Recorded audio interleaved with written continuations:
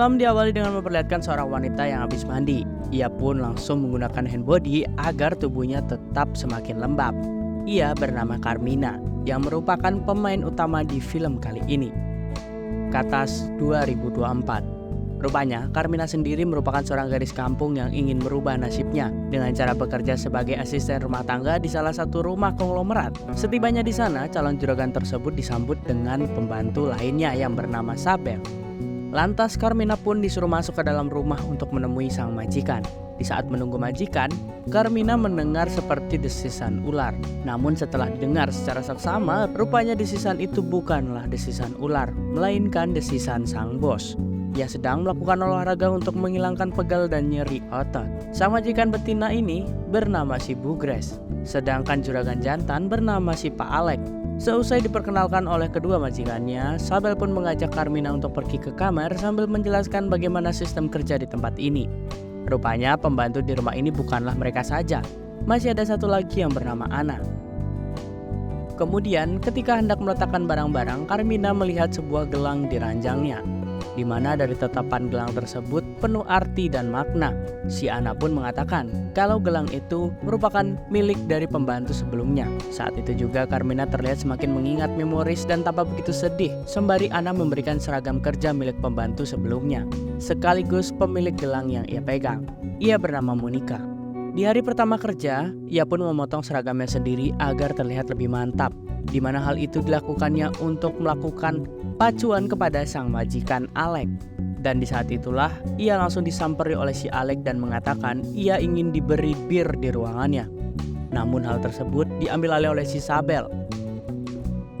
Setibanya di ruangan Alek, ia pun mengatakan jika yang memberi bir tersebut adalah pembantu baru. Namun ia mengatakan kepada si Sabel bahwa ia akan memberi kesempatan.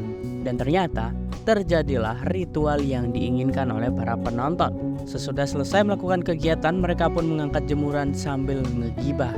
Si Carmina ini ngegibah mengenai juragannya yaitu Pak Alek, di mana Ana mengatakan Pak Alek ini menyukai daging segar seperti kita karena istrinya sendiri sudah tua dan keriput tuh. Si Carmina pun menyaut jika selagi dia kaya raya dan juga tampan, kenapa tidak? Itulah sebabnya dia mudah menarik perhatian para wanita. Di tengah pergibahan tersebut datanglah seorang tukang kebun sekaligus pacar si Ana yang bernama Berto, di mana kedatangan si Berto itu ingin melakukan kegiatan bersama si Ana alias menggoda sang pacar, karena pada saat itu merupakan waktu yang tepat sebelum Ana nanti dipanggil oleh ibu majikan. Pada saat itu juga Ana pun langsung menyusul Berto ke kamarnya, lantas melakukan ritual yang para penonton inginkan. Sedikit olahraga kilat dan pembakaran lemak yang sangat atraktif. Singkat cerita, mereka pun dipanggil untuk memijat sang majikan. Sang majikan sambil melihat suaminya berenang. Bugres mengatakan apa yang ia benci. Dua di antaranya, ia tidak suka ular, apapun itu bentuknya. Dan yang kedua, dia sangat benci kepada orang yang sangat tidak cekatan. Selain itu, Bugres juga melarang keras para pembantunya untuk berenang di kolam itu, karena ia tidak mau kolamnya terkontaminasi. Saat Bugres hendak pergi, Sabel yang sudah tidak pulang selama 3 tahun meminta izin untuk pulang kampung. Karena di hari itu adalah hari ulang tahun ibunya. Karena sudah mengabdi yang cukup lama, dengan senang hati Bugres pun mengizinkannya untuk pulang. Keesokan harinya, Sabel, Carmina beserta Ana pergi ke pasar untuk membeli keperluan dapur. Sabel bercerita jika ibu Grace itu sedikit sedeng karena terus-menerus mengkonsumsi obat. Ia sepertinya memiliki kepribadian ganda akibat berpuluh-puluh tahun meminum obat. Hal itu terjadi sejak ia kehilangan kedua orang tuanya karena kecelakaan pada saat itu. Sabel sekalian membeli baju tuh untuk kado ulang tahun sang ibu. Setibanya di rumah, Sabel dan Carmina pun menemui ibu Grace untuk berkeliling rumah sambil mengoceh mengenai percintaannya. Ibu Grace ini ternyata memang sedikit sedeng tuh. Pada saat itu, ia bercerita dan mengatakan pada Sabel untuk memberitahu cerita ini kepada Carmina. Yang jelas-jelas Carmina ada di sampingnya tuh. Malam harinya, Carmina pun memakan apel di dapur. Datanglah Pak Alek yang meminta minum, di mana Pak Alek terlihat sudah tidak sabar untuk unboxing si Carmina. Kan tetapi ketika mereka melancarkan aksinya, si Sabel tiba-tiba datang. Dan waktu itu juga ketika Bu Grace datang ke dapur dan hendak mencicipi masakan Sabel, ia dikagetkan dengan motif entong yang ia pakai. Motifnya tanaman rambat, akan tetapi Bu Grace mengira itu motif ular. Saat mengobati lukanya, itulah Sabel bercerita kepada Carmina mengapa ia bertahan di tempat ini. Karena Sabel ini terlilit utang dan untuk mengobati ibunya yang harus cuci darah setiap minggu, Bugres dengan senang hati meminjami uang kepada Sabel. Dengan cara ia harus mengabdi kepadanya selama 3 tahun, sehingga ia tidak bisa pergi kemana-mana selain di tempat ini. Beberapa saat kemudian, Carmina terlihat sedang mengantar bir kepada si Pak Alek yang berada di samping kolam tuh. Dan pada saat itu, tali sepatunya lepas. Ia pun menali sepatunya kembali dengan mengangkat kaki tepat di depan muka si Pak Alek. Dan pada saat itu juga, ternyata Pak Alek mengajak Carmina berenang bersama. Dan akhirnya, kegiatan berenang itu membuat ombak pada kolam meluap karena saking kerasnya pukulan aset milik si Pak Alek. Keesokan paginya, Carmina yang sedang menyapu terus dilihati oleh si Pak Alek yang selalu memandanginya. Begitu juga sebaliknya tuh. Ketika Pak Alek sudah pergi, datanglah si Sabel untuk memperingatkan Carmina jangan terus-menerus melanjutkan hubungannya dengan si Alek, karena dia hanya ingin melakukannya sesaat. Dan begitu juga apa yang dilakukan si Pak Alek kepada semua pembantu di rumahnya. Malam harinya Pak Alek pun nyamperin Carmina yang sedang membersihkan kamar mandi. Sadar akan kedatangan Pak Alek, tiba-tiba keran shower membasahi dirinya yang membuatnya menjadi basah kuyup. Hal tersebut membuat si Pak Alek menjadi semakin tidak tahan, sehingga mereka berdua pun langsung melakukan gaspol pada saat itu juga, diiringi dengan gemericik air shower yang keluar secara pelan-pelan. Ketika di kamar, Carmina pun hendak mengganti bajunya. Ia pun mendapati Anna tengah sedang menangis. Anna pun bercerita kepada Carmina jikalau dia baru saja ditelepon oleh sang ayah karena adiknya sedang dipenjara. Ia tertangkap menggunakan obat-obatan terlarang. Ia juga mengatakan tidak punya cukup uang untuk menebusnya. Anna yang bingung kemudian memutuskan untuk meminjam uang kepada si Pak Alek. Dengan senang hati, Pak Alek akan meminjamkannya dan mengantarkannya langsung ke depan kamarnya. Mendengar hal itu, Anna pun menjadi kaget dan tidak ada pilihan lain. Singkat cerita, Anna pun memberitahu hal tersebut kepada Berto sang pacar. Kemudian, Berto pun ngambek karena ia mengiyakan ajakan dari si Pak Alek. Berto berniat untuk mengambil semua tabungannya dan menebus sang adik. Akan tetapi, Anna tidak setuju karena tabungan itulah hanya jalan satu-satunya agar dia bisa kabur dan membangun rumah keluar dari tempat ini. Tak lama kemudian, datanglah si Alek membawa uang yang dibutuhkan si Anna. Setelah itu, Anna pun tahu apa yang harus ia lakukan. Ia pun gaspol dengan si Alek di depan muka si Berto alias calon suaminya. Singkat cerita, Sabel yang akan pulang kampung pun untuk merayakan ulang tahun sang ibu dipanggil oleh Bugres. Rupanya, tiba-tiba Bugres ini tidak mengizinkan Sabel untuk pulang. Padahal beberapa hari sebelumnya Sabel sudah meminta izin. Akan tetapi kini ia melarangnya. Hal ini kembali membuktikan bahwa Bugres sedikit sedeng tuh. Malam harinya Sabel pun galau, menikmati sebotol bir sambil meratapi kesedihannya. Karena setelah 3 tahun tidak pulang, kini ia harus gagal bertemu sang ibu lagi. Melihat Sabel yang tengah bersedih, Carmina mencoba untuk menghiburnya. Sekalian ia bertanya tentang Monica, yaitu pembantu sebelumnya. Sabel pun bercerita mengenai kebersamaannya dan Monica selama bekerja. Sabel mengatakan jika semuanya baik-baik saja sebelum Monica mencintai si Alek dan hampir setiap hari melakukan gaspol bersama di dalam rumahnya. Semakin lama hubungan mereka semakin dekat juga. Hingga suatu hari si Alek dan Monica dipergoki oleh Bugres sedang melakukan gaspol. Tidak hanya itu, rupanya Monica juga tengah mengandung anak si Alek, sehingga membuat Bugres sangat murka karena si Bugres ini tidak bisa hamil. Seolah-olah dia bisa melakukan apa yang tidak bisa Bugres lakukan. Bugres yang sangat membenci kehamilan Monica, ia pun mengurung Monica di sebuah gudang, menyuruh semua para pekerja laki-laki untuk mendobrak segel Monica.